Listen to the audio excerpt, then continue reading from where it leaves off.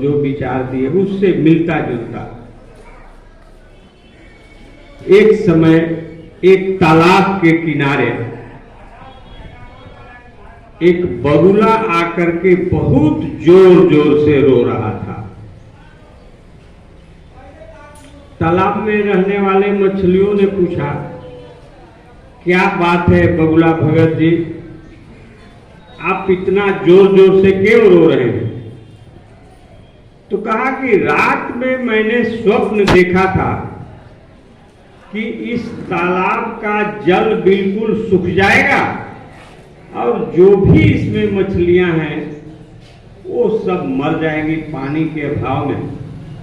इसीलिए मैं आप लोगों के दुख में इतना जोर जोर से रो रहा हूं।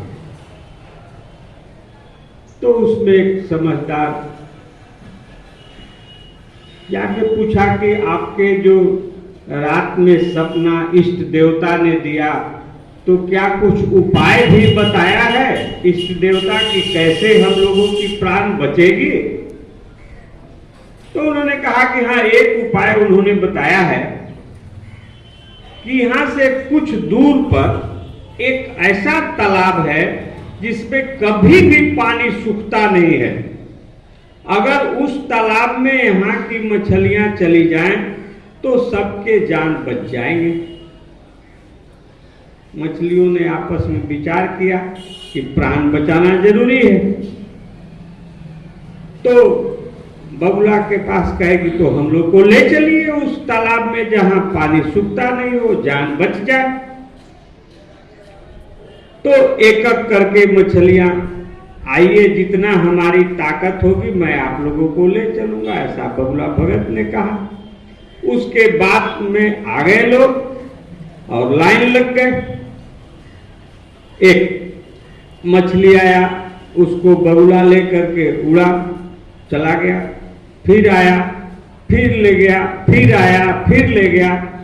इसके बाद एक दो और बगुला को ले आया कि ये हमारे मित्र हैं, थोड़ी तुम्हारी यह भी मदद करेंगे, अब तुम और आ जाओ।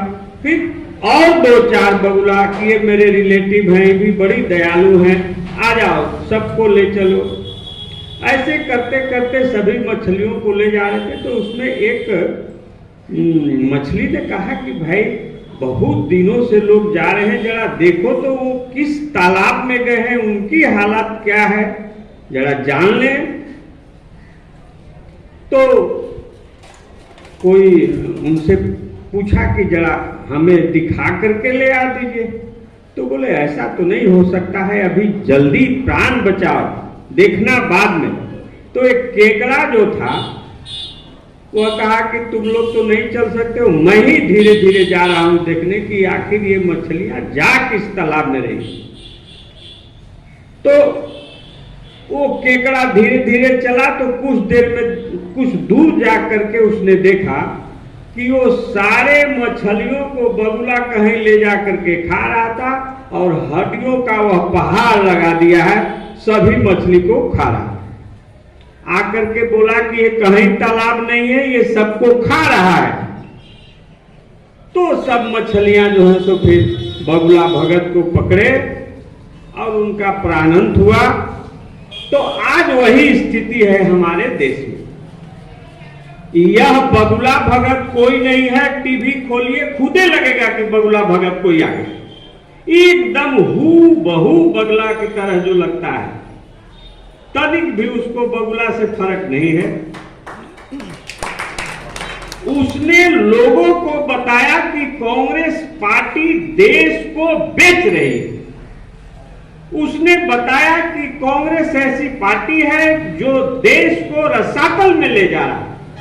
उसने बताया कि कांग्रेस एक ऐसी पार्टी है जो देश को दोनों हाथ से लूट रहा है। और मैं एक ऐसा व्यक्ति हूं जो तुम्हें इतना धन दूंगा, इतना मान दूंगा, इतना सम्मान दूंगा, और डेट भी उन्होंने बताया 100 दिन के अंदर भ्रष्टाचार खत्म कर दूंगा।